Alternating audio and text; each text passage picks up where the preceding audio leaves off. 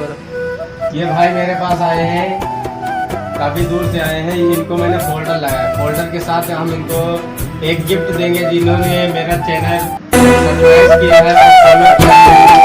इनके लिए अच्छा सा